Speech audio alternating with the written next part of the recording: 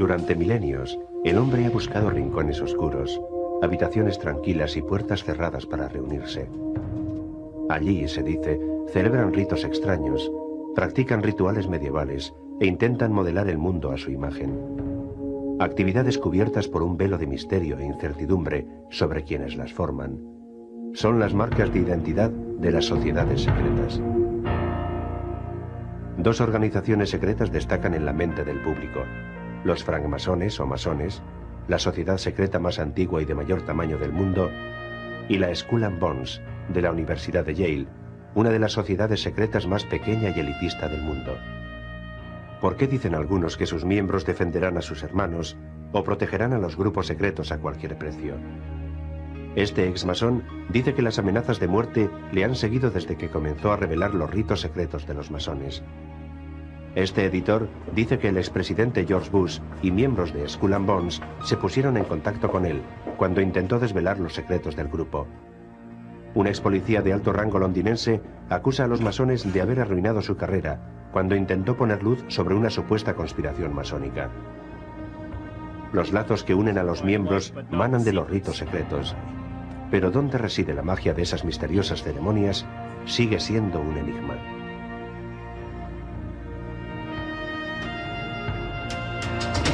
Sociedades secretas.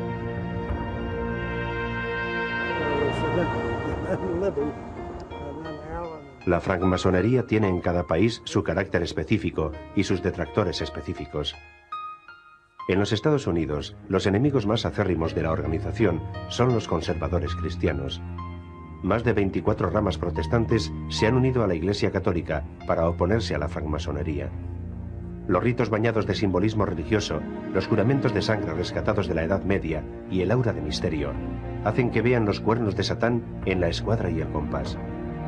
Al poco de cumplir 20 años, Jack Harris comenzó a acudir a clases sobre la Biblia en una iglesia baptista de las afueras de Baltimore.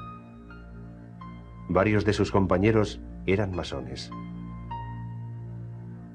Mis compañeros de estudios bíblicos me dijeron que los masones eran misteriosos, que aprendería cosas acerca de Dios que jamás aprendería en la iglesia. Apreciaba mucho a los francmasones con los que me relacioné. Estaban muy unidos. Me gustaba el hecho de que fuera una organización exclusivamente masculina. Harris progresó rápidamente a través de los diferentes niveles de la francmasonería. Tras solo 7 años fue nombrado líder de su logia, venerable maestro.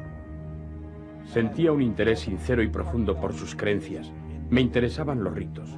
Admiraba la ideología y organización de la asociación.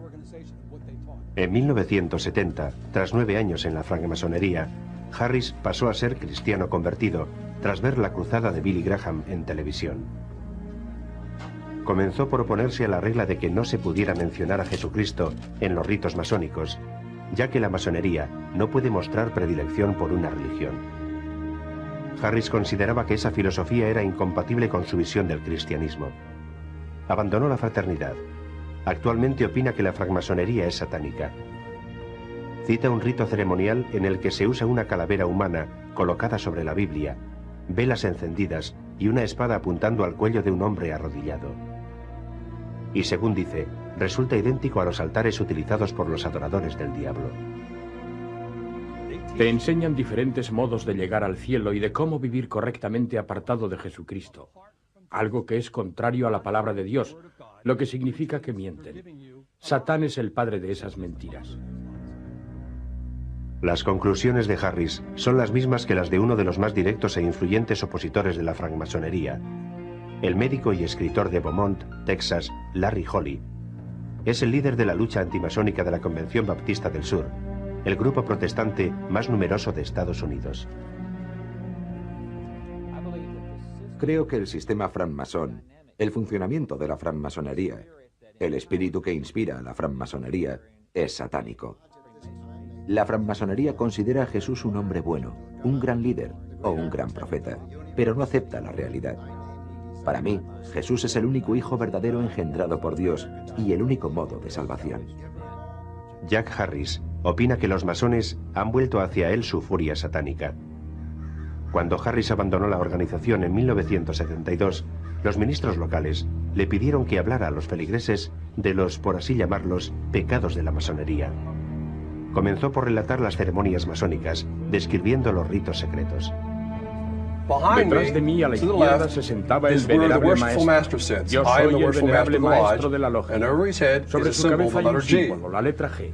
Estas son las 3 luces menores de la masonería. 14 años después de abandonar a los masones, Harris apareció en la televisión nacional, revelando al país los secretos de la masonería. A partir de entonces, dice, comenzaron las amenazas más graves.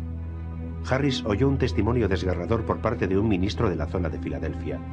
El reverendo James Flanagan firmó una declaración jurada asegurando que le habían informado de que 4 ciudadanos del estado de Nueva Jersey, más tarde, según Harris, identificados como policías estatales, habían dicho que querían viajar al estado de Maryland con el fin de matar a Harris.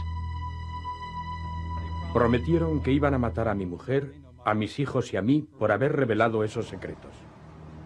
Harris llamó a la policía. A causa de las amenazas pusieron mi casa bajo vigilancia 24 horas al día. Basándose en las amenazas, Harris consiguió un permiso para llevar armas. Jura que los castigos violentos de que se habla en los ritos masónicos para aquellos miembros que revelen secretos son reales, no simbólicos como aseguran los masones. Si alguien hubiera traicionado a la masonería, habría reunido a unos cuantos agentes y le habríamos eliminado. Le habríamos asesinado. Yo me lo tomé muy en serio. En la masonería nunca me dijeron que el juramento fuera simbólico. ¿Había una conspiración basada en los juramentos de sangre de los ritos masónicos para matar a Jack Harris? ¿Ponía en riesgo su vida cada vez que revelaba algún rito? En la denuncia de 1986 podemos ver la versión del caso dada por la policía del condado de Baltimore. El portavoz del departamento nos explica la respuesta de la policía. La casa del señor Harris nunca estuvo bajo vigilancia constante durante el periodo de 1 año ni durante otro periodo de tiempo. El señor Harris denunció que se había enterado de amenazas contra su vida a través de una tercera persona. Supuestamente había revelado rituales de un grupo al que había pertenecido. Nuestro servicio de información investigó al grupo por si alguna vez habían realizado acciones contra exmiembros del mismo. No encontraron nada que indicara que el señor Harris necesitara protección continua por parte de este departamento. Según Novak, lo que se ofreció a Harris fue que un coche patrulla pasara de vez en cuando por delante de su domicilio. Este tipo de vigilancia, afirma, dura un par de semanas, no un año. Pese a que Harris consideraba fundadas las amenazas de muerte, la policía local parecía no hacerlo. Según Harris, las amenazas cesaron tras recibir la declaración jurada del ministro de Filadelfia. Los masones rechazan de plano la afirmación de Harris sobre que los rituales de la francmasonería desemboquen en amenazas de muerte. Los masones afirman que si se mantienen en los rituales americanos los terribles castigos por revelar secretos masónicos, es porque a sus miembros les gusta la tradición. Los francmasones de Inglaterra han eliminado los castigos. George Peter, masón desde hace 48 años e historiador de la masonería en el estado de Nueva York, afirma que los castigos son estrictamente simbólicos. Se supone que ningún masón debe matar ni hacer daño a otro masón. La gente tiene que saber que no se obliga a ningún individuo a obrar de ese modo. No sucede y nunca ha sucedido. Según los francmasones, los castigos existen para recordarles el sagrado compromiso que tienen con la familia, el país y la religión, temas por los que deberían estar dispuestos a morir. Los castigos supuestamente protegen los secretos, pero los masones minimizan la importancia de esos secretos. Dicen que los secretos solo existen para que un masón pueda identificar a otro. Si uno de nuestros miembros revelara todos los secretos de la francmasonería, no le ocurriría nada. Las amenazas de muerte no concuerdan en absoluto con los principios de la francmasonería. Son ajenos a los conceptos de la francmasonería. Según los masones, lo mismo ocurre con el satanismo.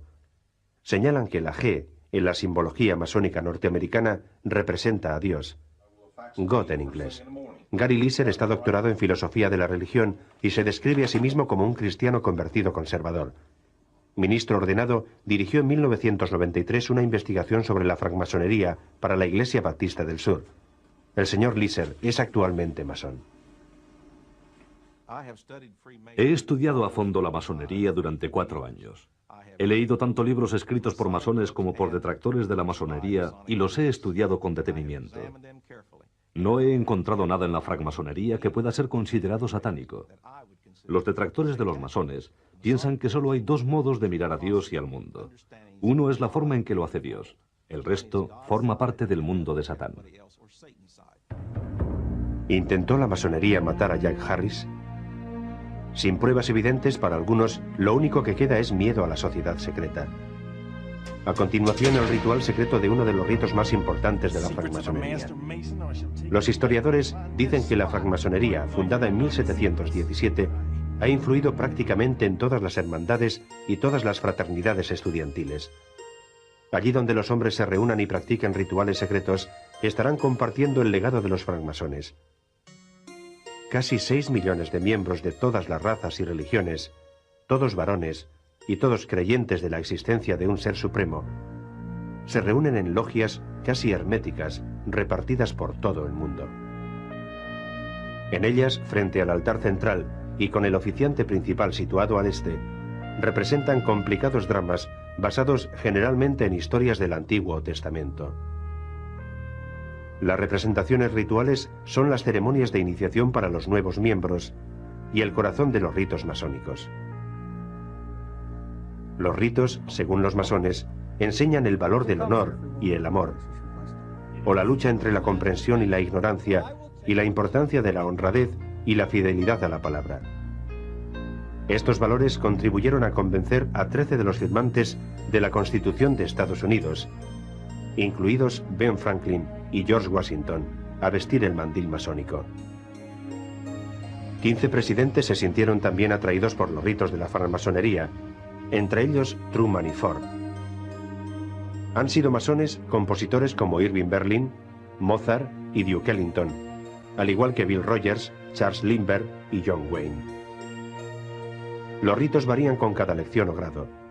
La esencia de la francmasonería se encuentra en el 3er grado. En esa lección, los iniciados aprenden los símbolos esenciales de la francmasonería y su palabra más secreta, a la vez que alcanzan una de las cimas de la organización, el grado de maestro masón. Esta reconstrucción, dirigida por Jack Harris, muestra elementos esenciales del ritual del grado de maestro masón. Comienza cuando el venerable maestro, cabeza de la logia, dice al aspirante que debe pasar una prueba más antes de convertirse en maestro masón. Tienes que recorrer un camino difícil y peligroso para demostrar tu fidelidad, manteniendo en secreto todo lo que se te ha revelado. En tu camino encontrarás enemigos y rufianes, quizá asesinos. Hay un ejemplo de ello. El aspirante, con los ojos vendados y acompañado por su guía, representa el papel de Hiram Maviv, según la tradición masónica, el maestro masón encargado de construir el templo de Salomón en Israel. Durante el ritual es atacado uno de los trabajadores del templo. Gran maestro Hiram Aviv, me alegro de encontrarle a solas. Hace tiempo que nos ha prometido revelar los secretos del maestro masón. El templo está ya prácticamente concluido y todavía no los hemos recibido. Revéleme los secretos del maestro masón. Esta no es la forma ni la manera correcta de solicitarlo. Y no son el momento ni el lugar adecuados. Espera a que el templo esté terminado y si eres merecedor de ello te serán revelados. Esa respuesta no me satisface. Revéleme los secretos del maestro masón, no le quitaré la vida. Solo pueden ser revelados en presencia de 3. Salomón, rey de Israel, Hiram, rey de Tiro, y yo mismo. Revéleme los secretos del maestro masón, no le mato aquí mismo. Puedes quitarme la vida, pero no los secretos. Entonces muere. 2 atacantes más se enfrentan al aspirante que representa a Hiram Aviv, antes de matarlo simbólicamente. ¡Muere! ¡Muere! Luego el venerable maestro lo eleva de la muerte y acaba por aceptarlo en los brazos de la francmasonería. Ahora agarraré el cuerpo por el brazo fuerte del maestro masón, o la garra del león, y lo elevaré sobre los 5 puntos del compañerismo. Mahabón. Hermano Smith ha sido elevado al grado sublime de maestro masón. Y la palabra que te acabo de revelar es la gran palabra masónica. Te has comprometido a no revelarla jamás, salvo de la forma y manera que tú la has conocido. Has sido elevado sobre los 5 puntos del compañerismo que son pie con pie, rodilla con rodilla, pecho con pecho, mano en la espalda y mejilla con mejilla o boca con oído. Dime la palabra. Mahabon. La palabra secreta, parte inherente a cada nuevo grado, va asociada a un juramento realizado sobre la Biblia, en el que se promete proteger a los compañeros masones y se exigen castigos aterradores para cualquier miembro que revele los secretos o incumpla el juramento de protección mutua. Acepto que el castigo ha de ser... Acepto que el castigo ha de ser... Que corten mi cuerpo en 2 mitades. Que corten mi cuerpo en 2 mitades. Que saquen de él las entrañas y reduzcan el cuerpo a cenizas. Que saquen de él las entrañas y reduzcan el cuerpo a cenizas. Y esparzan las cenizas a los 4 vientos. Y esparzan las cenizas a los 4 vientos. Para los detractores, los brutales castigos medievales son una parte esencial de la francmasonería, como lo es para los masones el más de $1 millón que, según ellos, donan a diario los masones norteamericanos a obras de beneficencia. Para sus enemigos, la francmasonería adopta una peligrosa mezcla de imágenes y simbolismos, formando una enorme y, según ellos, a veces malvada sociedad secreta. A continuación, ¿cómo es de poderoso el juramento de ayudar al compañero masón? ¿Es más fuerte que el juramento de mantener la ley que hace un policía? Un agente de la policía londinense con múltiples condecoraciones afirma que los masones destruyeron su carrera.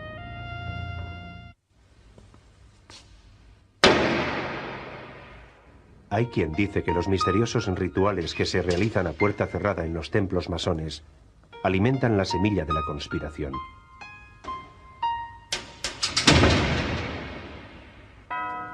Londres, lugar de nacimiento de la francmasonería. Aquí los lazos entre hermanos permanecen fuertes, quizá demasiado fuertes según algunos. En otoño de 1981, el inspector Brian Goulart cambió de destino dentro de Scotland Yard. Tras casi 3 décadas en la fuerza policial londinense y 7 distinciones, Goulart fue asignado a una unidad de control de corrupción en el sector público, el Departamento de Fraudes, encargado de investigar algunos de los casos políticamente más sensibles de Inglaterra. El jefe de Goulart le había encomendado la investigación de un grupo de burócratas del gobierno local de Islington, un municipio de Londres. Supuestamente había pagado 3,5 millones de más a una constructora mediante un complejo sistema de sobornos. Goulart notó rápidamente algo extraño en el comportamiento de los sospechosos.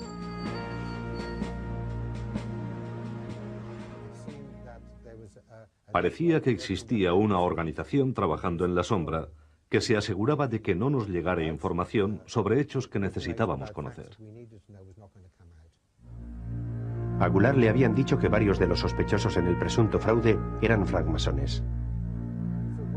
Sabía que los francmasones realizan un juramento de lealtad entre ellos y que cuando un francmasón está en apuros, sus hermanos acuden en su ayuda. Este caso era la situación idónea para llevar el juramento a la práctica. Goulart se enteró de que un miembro de la Junta Municipal comentaba que la investigación no llegaría a ninguna parte, ya que los sospechosos pertenecían a la misma logia que varios agentes de policía del Departamento de Fraude de Goulart. El periodista Martin Short, autor de un éxito de venta sobre las supuestas maldades de la francmasonería británica, afirma que las conexiones masónicas entre la policía y los delincuentes eran bien conocidas por la policía londinense.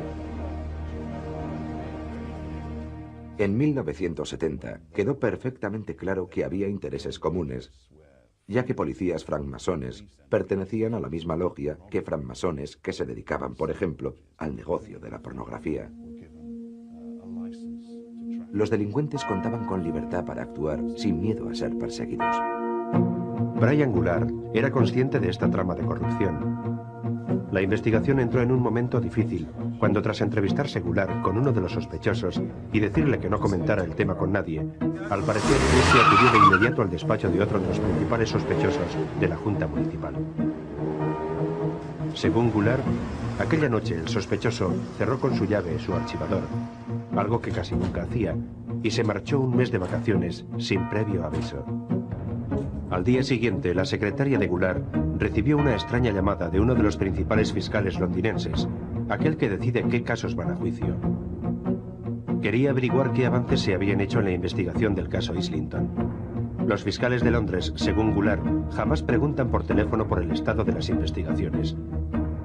Temió que dicho fiscal fuera otro francmasón intentando entorpecer la investigación. Goulart comprendió entonces que tenía que interrogar a dicho fiscal. Consciente de que la mayoría de los jefes de Scotland Yard parecían ser masones, supuso que no accederían a su petición. Esto le obligó a tomar la decisión más importante de su vida. En lugar de pedir permiso a sus superiores, ignoró la cadena de mando y se enfrentó al fiscal. Goulart necesitaba averiguar quién o qué había provocado la llamada del fiscal. Goulart dice que en aquella aciaga reunión, el fiscal dijo no recordar por qué había llamado a Goulart.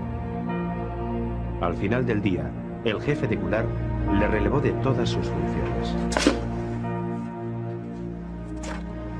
Tras 22 años de brillante servicio, terminó realizando labores burocráticas en una pequeña comisaría de Wembley. Otro detective, al parecer masón, se hizo cargo de la investigación de la Junta Municipal de Islington. Pocas semanas después, la policía abandonó la investigación. Esperaba que alguien diera valor a todo lo que había hecho, pero una vez más se hizo patente que la francmasonería estaba implantada en los más altos estamentos policiales, algo que yo ignoraba entonces. Goulart se presentó en su nuevo destino e inició una campaña para que se realizara una investigación independiente sobre los motivos de su traslado.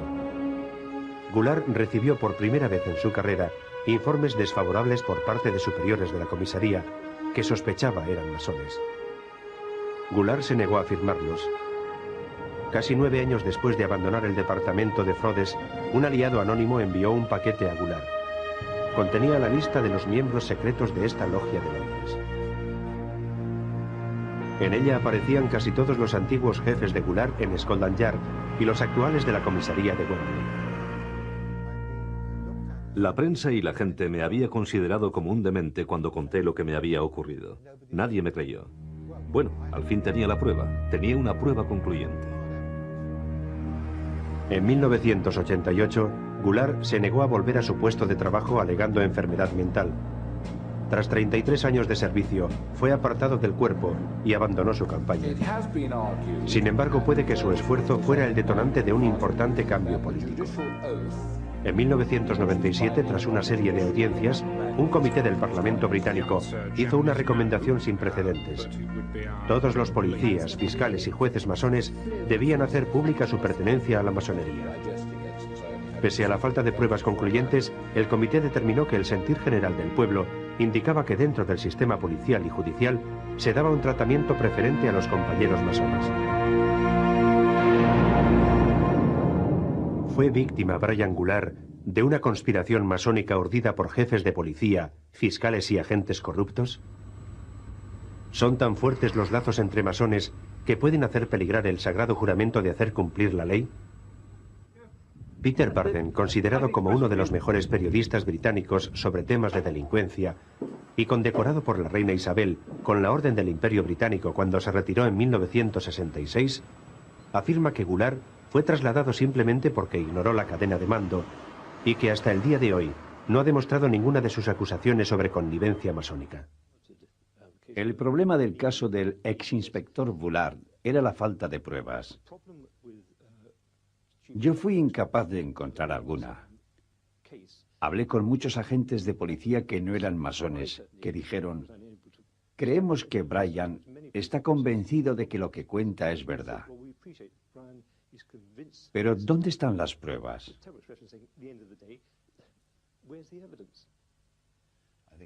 En casos como el de Goulart, resulta muy difícil llegar a demostrar que los masones se ayudan entre ellos. Pese a todo, existen muchas pruebas circunstanciales. En el caso de Goulart, además de faltar pruebas concluyentes, varias de las conclusiones se basaban en el supuesto de que el juramento francmasón de prestarse apoyo mutuo puede estar por encima de la ley. La Gran Logia Unida de Inglaterra insiste en que los juramentos jamás se llevan hasta tal extremo. A todo francmasón, a medida que realiza las 3 ceremonias para convertirse en maestro masón, se le inculca que su obligación es ser fiel a Dios, a la ley y a su familia. Cualquier obligación con un hermano masón está muy por debajo de esas. En el caso de Brian Goulart, no hay pruebas de que existiera conspiración masónica, solo la sensación de que pudo haber existido. La gente no entiende lo que ocurre en el secreto de la logia y dice que es abominable, que se conspira. Pero no se trata más que de un antiguo rito con gran poder afectivo, dentro del contexto sagrado del templo masónico.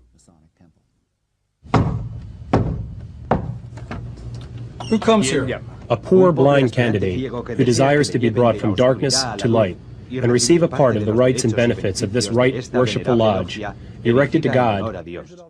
Según algunos historiadores, el poder de los ritos proviene de las preocupaciones básicas de los varones, incluyendo la transición de la niñez a la madurez y las relaciones entre padres e hijos. By what further right does he expect to gain admission? By that of being a man. El auge de los movimientos fraternales se produjo durante la segunda mitad del siglo XIX, coincidiendo en el tiempo con la Revolución Industrial. Por primera vez, los hombres abandonaban el hogar para ir a trabajar, dejando en manos de las mujeres la educación de los hijos. Esto hizo que apareciera entre los jóvenes y sus padres un distanciamiento emocional desconocido hasta entonces. Estos rituales, en esencia, muestran la desconfianza del joven hacia un padre distante. La eliminan y acaban con la reconciliación del joven con su padre. Se abrazan mutuamente. El padre y el hijo se convierten en hermanos dentro de una misma familia de hombres. Según Carnes, cada masón responde a los ritos de forma diferente, basándose en su vida privada. Es dentro de ese contexto individual donde mayor efecto tiene el misterio de la francmasonería. Está de acuerdo con la mayoría de los francmasones en que los detractores de la francmasonería han revelado a lo largo de 250 años todos los llamados secretos de la organización. Cualquier persona con acceso a una buena biblioteca puede conocerlos. Según Carnes, el verdadero valor del secreto consiste en que crea un lazo entre los miembros y les permite compartir un ritual de exaltación de la naturaleza masculina y la virilidad. Cuando sacas los secretos de ese mundo de misterio y los colocas desnudos en el mundo de la vida diaria en que nos movemos, parecen tontos e infantiles. Pero dentro de ese espacio sagrado tienen sentido. Por eso necesitan proteger ese espacio de los curiosos, de aquellos que les despojarían de su misterio. A continuación, otra sociedad secreta. Elige a sus miembros entre las familias más poderosas de Norteamérica. Es tan hermética que no se conocen con exactitud sus ritos. Skull and Bones. Este edificio oscuro y misterioso se encuentra desde hace casi 500 años en High Street, New Haven, en un extremo del campus de la Universidad de Yale. No tiene ventanas y sus puertas solo se abren a los iniciados. Es el impenetrable puesto de mando de una de las sociedades secretas más prestigiosas del mundo. Sus miembros llaman a este edificio la tumba. Es el cuartel general de Skull and Bones. Desde 1832, 15 alumnos de tercer grado de Yale, solo hombres hasta 1990, y con frecuencia los más destacados de su curso, son elegidos para formar parte de la organización. Durante los cursos siguientes, acuden todos los miércoles y domingos a las reuniones que se celebraban a las 8 en punto de la tarde. Algo que en la organización se llama HSB, u Hora Skull and Bones. No se debe contar lo que ocurre tras las puertas de la tumba, pero sus miembros dicen que pasan la velada cenando y compartiendo sus verdaderos sentimientos acerca de ellos y de los sucesos del día. Las discusiones ocupan una posición tan importante en las actividades de la Skull and Bones que sus miembros afirman que el número 322, que aparece en el emblema de Skull and Bones, representa el año 322 a.C., fecha de la muerte del orador griego Demóstenes. Muchos otros afirman que las reuniones son los campos de entrenamiento de una organización que controla en secreto la banca mundial y las fuentes del poder político. También aseguran que en la tumba se encuentran expuestas las calaveras de Pancho Villa y Jerónimo, que supuestamente robaron miembros de la organización. La leyenda cuenta que todos los miembros de Skull and Bones se someten a un singular rito de iniciación. Yacen desnudos dentro de un ataúd en la tumba mientras cuentan los detalles íntimos de sus experiencias sexuales. La historia más escalofriante de las que se cuentan es la que hace referencia al asombroso poder de Skull and Bones. A estos hombres, y en la actualidad también mujeres, descendientes, según se dice, de las familias más antiguas y ricas de Norteamérica, se les invita a unirse de por vida a un sindicato secreto. Un sindicato que, según muchos creen, ha urdido una conspiración delictiva entre los personajes más poderosos del mundo. En la supuesta conspiración podrían estar incluidos algunos de los líderes más influyentes de Norteamérica.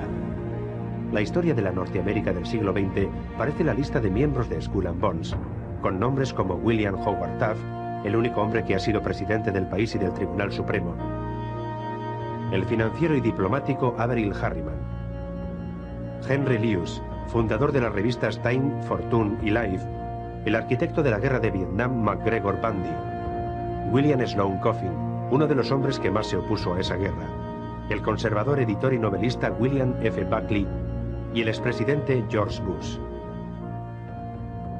Skull and Bones no ha sido siempre tan hermética. Hasta finales de los años 20, el New York Times informaba de los resultados del Tab Day, el día en que la sociedad elegía a los nuevos miembros. Eso pertenece al pasado. Pese a que este programa se ha puesto en contacto con decenas de miembros de la organización, los ritos realizados en la tumba les ha afectado tanto que muy pocos se muestran dispuestos a revelar algún detalle de los ritos. Sin embargo, algunos han accedido a ofrecernos de forma extraoficial una idea de sus ultrasecretas ceremonias de iniciación. Lo que viene a continuación es seguramente la recreación más detallada de una ceremonia de iniciación de Skull and Bones jamás vista en televisión. El mes de marzo, los miembros de pleno derecho de Skull and Bones envían una invitación a los candidatos. Esto ocurre durante una noche denominada pre-tap. Antes de esa noche, los futuros miembros, por lo general, no tienen ni idea de que se ha pensado en ellos. Cerca de la medianoche, el golpeo de un puño en la puerta de un dormitorio despierta a un alumno de tercer curso. Al abrir la puerta se encuentra con un desconocido. Come with me. El candidato es llevado a empujones al interior de una habitación. En la habitación, la luz de las velas ilumina 15 rostros, alguno de los cuales puede ser familiar al candidato. Una voz identifica al grupo como la Orden de la Calavera y los Huesos Cruzados. You will be asked to accept or reject.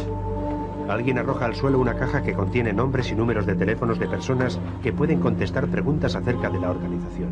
Speak of this to no one. De pronto las caras apagan las velas. La habitación se queda a oscuras y un brazo empuja al candidato fuera de la misma. Fuertemente agarrado, es llevado de vuelta a su dormitorio. Un mes más tarde se produce en el campus de Yale la noche de la elección. Se pide a los candidatos que permanezcan en sus dormitorios. Otro desconocido aparece ante la puerta. Skull and Bones, accept or reject. Accept. Come with me. Si el candidato acepta, comienza la odisea de su iniciación. Un miembro de la organización desde 1980 accedió a revelar ante nuestra cámara parte de sus experiencias, pero lo hizo de forma anónima y a veces con evasivas. Aparece alguien ante tu puerta. Es alguien a quien no has visto antes y te dice, sígueme. Le sigues y te lleva a un lugar donde hay más gente. Otro miembro ha contado que le costó seguir a su guía mientras cruzaba corriendo el campus. Cuando el candidato llega por fin al patio trasero de la tumba, le colocan una venda en los ojos. Se hace dar vueltas al candidato o candidata y luego pasa a manos de otros iniciados. Al parecer no ocurre nada físico. Después el candidato es introducido en la tumba. Puede que haya alguien en un ataúd. Puede que haya velas. Puede que esté la calavera de Jerónimo. Esto quizás sirva para crear una atmósfera como de otro mundo. Los miembros escoltan al candidato hasta la habitación 322, el templo interior de Skull and Bones, una habitación ricamente decorada con terciopelo en la que los miembros de Skull and Bones realizan sus reuniones. Los miembros hacen girar al candidato hasta que a este le cuesta mantener el equilibrio. Cuando el candidato descubre sus ojos, ve que la habitación se encuentra llena de antiguos y nuevos miembros de la organización. El grupo comienza a entonar de pronto una de las muchas canciones escritas por miembros de la organización y que solo se cantan dentro de la tumba. El de iniciación y otros ritos practicados por Skull and Bones tienen el misterioso poder de convencer a los nuevos miembros de que los secretos revelados entre esas paredes jamás saldrán de ellas. Uno de los fines de los ritos de iniciación es crear la sensación de que se trata de un lugar sagrado. Eso hace que se cree el sentimiento de que una vez pasado el proceso de iniciación, nadie querrá revelar los secretos. Los miembros de la organización mantienen ese secreto con tal diligencia que ha dado origen a leyendas de misterios y conspiraciones jamás admitidas ni negadas por Skull and Bones. A continuación, un editor de revistas y exalumno de Yale cuenta cómo sintió la fuerza represora de Skull and Bones cuando intentó revelar sus secretos.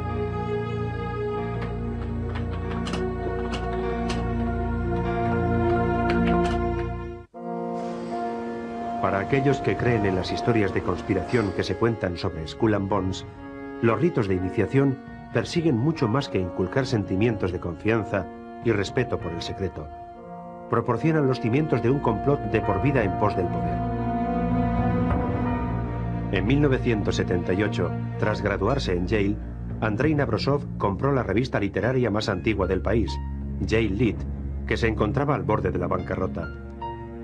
La revista tenía supuestamente sombrías conexiones con Skull and Bones. Navrosov, de 22 años, se hizo cargo de The Lit, le dio un nuevo aspecto, la lanzó a nivel nacional y, según afirma, captó 3.600 suscriptores. Otro cambio radical fue que pasó de ser un escaparate literario de estudiantes a ser, en opinión de muchos estudiantes y profesores del departamento de inglés de Yale, una revista de derechas que publicaba trabajos de escritores, poetas y dramaturgos europeos desconocidos. Tras 4 años, Yale pareció cansarse. Retiró a The Lit la calificación de organización estudiantil y pidió a la revista que eliminara de su nombre la palabra Yale. Navrosov, actualmente escritor y domiciliado en Londres, llevó a la universidad a los tribunales. Afirma que durante el juicio sintió la presión que Skull and Bones ejerció contra él. Tras perder el juicio, Navrosov dice que junto a sus abogados preparó la apelación basándose en que otra organización no estudiantil había controlado The Lit durante décadas sin que nadie dijera nada. Su nombre es Skull and Bones. Pese a encontrarse en el campus de Yale, Skull and Bones es una organización totalmente independiente de la universidad. Navrosov cita un libro anónimo publicado en 1870 en donde se explica que Skull and Bones controlaba The Lit desde 1864.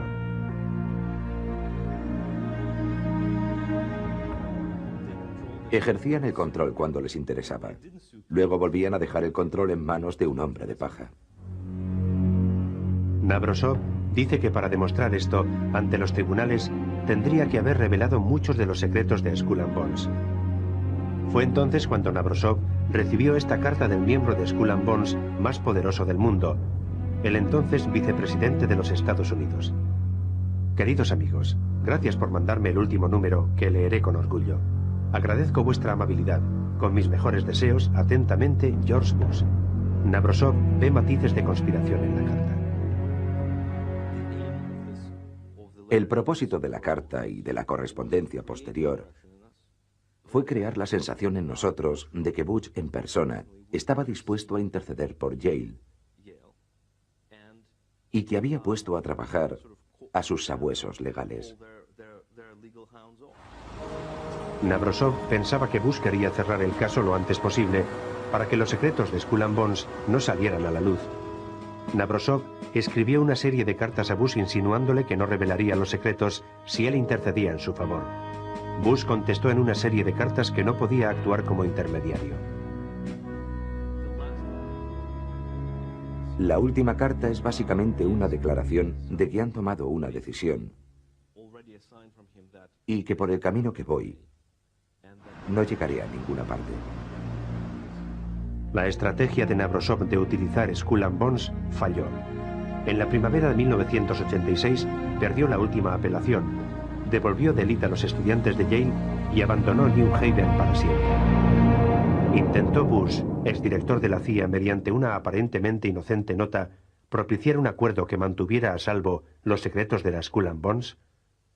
Absolutamente no, dice Herb Parnett, uno de los historiadores más respetados del país y biógrafo autorizado de George Bush. En ese intercambio de cartas no hubo otra cosa que la amabilidad típica de George Bush. Es el mismo estilo que he visto en todo intercambio de correspondencia. Una de las últimas cosas que se le pasaría por la cabeza sería perjudicar a la persona que se había hecho cargo de la revista literaria de Yale. Siguió el desarrollo de los hechos y envió una nota amable. Sugerir algo más es una locura. Algunos de los que aceptan la teoría de la conspiración, además de creer que Skull and Bones controla el Yale Literary Magazine, ven a los miembros de la sociedad como adinerados e influyentes soldados de una guerra secreta por el poder. Señalan al financiero y diplomático Averell Harriman, miembro de una antigua y rica familia, como el paradigma del omnipotente miembro de Skull and Bones, pero solo unos pocos de los alumnos que entran en la organización responden a ese estereotipo. Eddie Santiago, un abogado laboralista de Chicago, que ingresó en Skull and Bones en el 82, no pasó su infancia viajando en coche con chofer del colegio a la finca de sus padres. Sus padres emigraron desde Puerto Rico. Mi padre era un obrero más de las fundiciones de acero. Yo me he criado en Chicago. Jamás nos mudamos de la zona sur. Cuando tenía 12 o 13 años pertenecía a bandas callejeras. Me detuvieron por posesión de armas de fuego.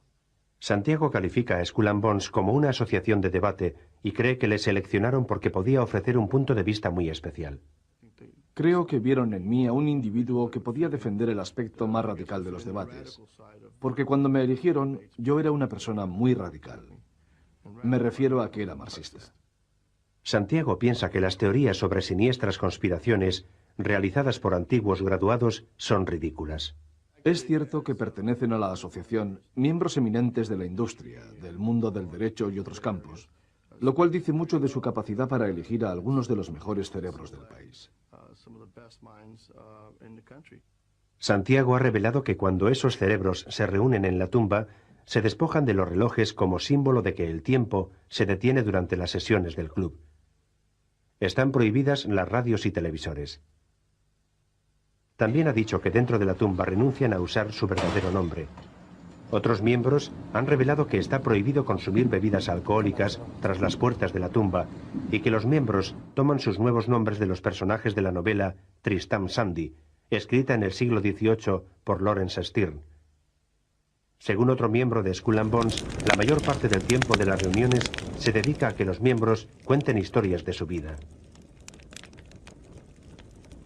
Confiando en que sus palabras no serán reveladas jamás, las historias alcanzan supuestamente increíbles niveles de sinceridad. Hablé de ciertos hechos de mi vida de los que nunca había hablado y de los que no he vuelto a hablar desde entonces. Temas dolorosos. El secreto de la organización contribuye a crear un ambiente que te permite mostrarte confiado y sincero con los demás miembros de la organización.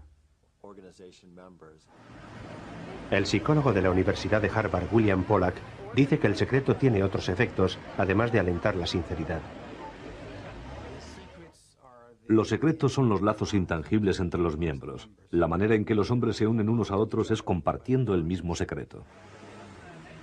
Algunos historiadores y sociólogos afirman que los cambios en las funciones que se atribuyen a cada sexo conllevan un auge de las sociedades secretas exclusivamente masculinas. Estas retoman con frecuencia los ritos de las antiguas sociedades secretas. Ponen como ejemplo el grupo masculino de Robert Bly, Iron John. Cuando van al bosque a tocar los tambores y se reúnen en las cabañas, buscan este tipo de lazos y así los reconocen. Hay en ello una especie de misticismo. Intentan recrear los ritos primitivos, las ceremonias de las religiones primitivas, para dar a la existencia un sentido más profundo. Los expertos predicen que a medida que vayan desapareciendo las barreras entre hombres y mujeres, irá desapareciendo la necesidad de sociedades secretas exclusivamente masculinas. En 1991, Skull and Bones accedió a aceptar mujeres. Ellas comparten el interés de los varones en mantener el secreto, pero su entrada en la organización indica un cambio fundamental en Skull and Bones y un intento por adaptarse a una nueva era. La joven generación de varones, pese a que sigue confusa respecto a qué significa ser un hombre, plantea preguntas de forma más abierta. Está más dispuesta al intercambio de opiniones y dudas en público, y confían más en las mujeres como parte del proceso de definir la masculinidad. En el lado contrario, los francmasones norteamericanos, cuya edad media es de 65 años, mantienen su tradición de admitir solo varones. El que una sociedad sea secreta no la convierte en algo malo. Se convierte en algo malo cuando se ampara en el secreto para hacer daño a otros. Pero si su fin es proteger al individuo, su masculinidad o su desarrollo, puede ser algo muy positivo. ¿Necesitarán siempre los varones lugares donde poder reunirse? Probablemente. ¿Deberá ser de forma secreta y ritualista? Probablemente no. Las sociedades secretas, el supuesto lugar de nacimiento de conspiraciones delictivas, de complots mortíferos perpetrados por omnipotentes manipuladores de acontecimientos, existen en realidad para proporcionar a sus miembros un reducto de tranquilidad emocional, donde el secreto y los ritos desempeñan una función desconocida que permite profundizar en la sinceridad con los cofrades y con uno mismo. Específico y sus detractores específicos. En los Estados Unidos, los enemigos más acérrimos de la organización son los conservadores cristianos. Más de 24 ramas protestantes se han unido a la Iglesia Católica para oponerse a la francmasonería.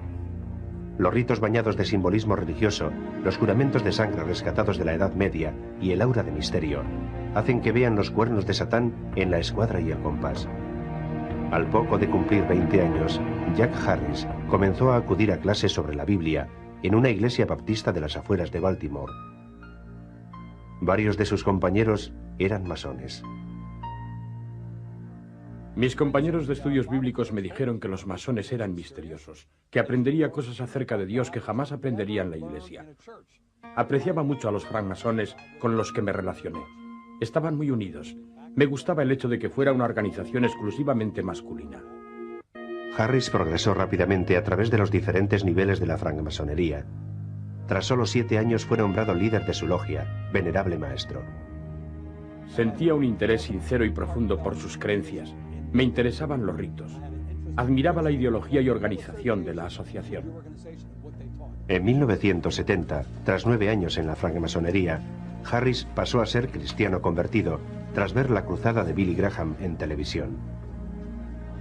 Comenzó por oponerse a la regla de que no se pudiera mencionar a Jesucristo en los ritos masónicos, ya que la masonería no puede mostrar predilección por una religión. Harris consideraba que esa filosofía era incompatible con su visión del cristianismo. Abandonó la fraternidad. Actualmente, durante milenios, el hombre ha buscado rincones oscuros, habitaciones tranquilas y puertas cerradas para reunirse. Allí, se dice, celebran ritos extraños, practican rituales medievales e intentan modelar el mundo a su imagen. Actividades cubiertas por un velo de misterio e incertidumbre sobre quienes las forman. Son las marcas de identidad de las sociedades secretas. 2 organizaciones secretas destacan en la mente del público: los francmasones o masones, la sociedad secreta más antigua y de mayor tamaño del mundo, y la Skull and Bones, de la Universidad de Yale, una de las sociedades secretas más pequeña y elitista del mundo. ¿Por qué dicen algunos que sus miembros defenderán a sus hermanos o protegerán a los grupos secretos a cualquier precio? Este ex-masón dice que las amenazas de muerte le han seguido desde que comenzó a revelar los ritos secretos de los masones. Este editor dice que el expresidente George Bush y miembros de Skull and Bones se pusieron en contacto con él cuando intentó desvelar los secretos del grupo. Un ex policía de alto rango londinense acusa a los masones de haber arruinado su carrera cuando intentó poner luz sobre una supuesta conspiración masónica. Los lazos que unen a los miembros manan de los ritos secretos, pero ¿dónde reside la magia de esas misteriosas ceremonias? Sigue siendo un enigma.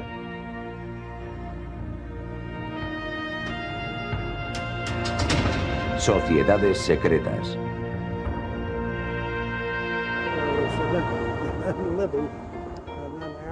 La francmasonería tiene en cada país su carácter 186. Podemos ver la versión del caso dada por la policía del condado de Baltimore. El portavoz del departamento nos explica la respuesta de la policía. La casa del señor Harris nunca estuvo bajo vigilancia constante durante el periodo de un año ni durante otro periodo de tiempo. El señor Harris denunció que se había enterado de amenazas contra su vida a través de una tercera persona. Supuestamente había revelado rituales de un grupo al que había pertenecido. Nuestro servicio de información investigó al grupo por si alguna vez habían realizado acciones contra exmiembros del mismo. No encontraron nada que indicara que el señor Harris necesitara protección continua por parte de este departamento. Según Novak, lo que se ofreció a Harris fue que un coche patrulla pasara de vez en cuando por delante de su domicilio. Este tipo de vigilancia, afirma, dura un par de semanas, no un año. Pese a que Harris consideraba fundadas las amenazas de muerte, la policía local parecía no hacerlo. Según Harris, las amenazas cesaron tras recibir la declaración jurada del ministro de Filadelfia. Los masones rechazan de plano la afirmación de Harris sobre que los rituales de la francmasonería desemboquen en amenazas de muerte. Los masones afirman que si se mantienen en los rituales americanos los terribles castigos por revelar secretos masónicos, es porque a sus miembros les gusta la tradición. Los francmasones de Inglaterra han eliminado los castigos. George Peter, masón desde hace 48 años e historiador de la masonería en el estado de Nueva York, afirma que los castigos son estrictamente simbólicos. Se supone que ningún masón debe matar ni hacer daño a otro. Opina que la francmasonería es satánica. Cita un rito ceremonial en el que se usa una calavera humana colocada sobre la Biblia, velas encendidas y una espada apuntando al cuello de un hombre arrodillado. Y según dice, resulta idéntico a los altares utilizados por los adoradores del diablo. Te enseñan diferentes modos de llegar al cielo y de cómo vivir correctamente apartado de Jesucristo. Algo que es contrario a la palabra de Dios, lo que significa que mienten. Satán es el padre de esas mentiras. Las conclusiones de Harris son las mismas que las de uno de los más directos e influyentes opositores de la francmasonería, el médico y escritor de Beaumont, Texas, Larry Holly. Es el líder de la lucha antimasónica de la Convención Baptista del Sur, el grupo protestante más numeroso de Estados Unidos. Creo que el sistema francmasón, el funcionamiento de la francmasonería, el espíritu que inspira a la francmasonería, es satánico. La francmasonería considera a Jesús un hombre bueno, un gran líder o un gran profeta, pero no acepta la realidad. Para mí, Jesús es el único hijo verdadero engendrado por Dios y el único modo de salvación. Jack Harris opina que los masones han vuelto hacia él su furia satánica. Cuando Harris abandonó la organización en 1972, los ministros locales le pidieron que hablara a los feligreses de los, por así llamarlos, pecados de la masonería. Comenzó por relatar las ceremonias masónicas, describiendo los ritos secretos. Detrás de mí, a la izquierda, se sentaba el venerable maestro. Yo soy el venerable maestro de la logia. Sobre su cabeza hay un símbolo, la letra G. Estas son las 3 luces menores de la masonería. 14 años después de abandonar a los masones, Harris apareció en la televisión nacional, revelando al país los secretos de la masonería. A partir de entonces, dice, comenzaron las amenazas más graves. Harris oyó un testimonio desgarrador por parte de un ministro de la zona de Filadelfia. El reverendo James Flanagan firmó una declaración jurada asegurando que le habían informado de que 4 ciudadanos del estado de Nueva Jersey, más tarde, según Harris, identificados como policías estatales, habían dicho que querían viajar al estado de Maryland con el fin de matar a Harris. Prometieron que iban a matar a mi mujer, a mis hijos y a mí por haber revelado esos secretos. Harris llamó a la policía. A causa de las amenazas pusieron mi casa bajo vigilancia 24 horas al día. Basándose en las amenazas, Harris consiguió un permiso para llevar armas. Jura que los castigos violentos de que se habla en los ritos masónicos para aquellos miembros que revelen secretos son reales, no simbólicos como aseguran los masones. Si alguien hubiera traicionado a la masonería, habría reunido a unos cuantos agentes y le habríamos eliminado. Le habríamos asesinado. Yo me lo tomé muy en serio. En la masonería nunca me dijeron que el juramento fuera simbólico. ¿Había una conspiración basada en los juramentos de sangre de los ritos masónicos para matar a Jack Harris? ¿Ponía en riesgo su vida cada vez que revelaba algún rito? En la denuncia de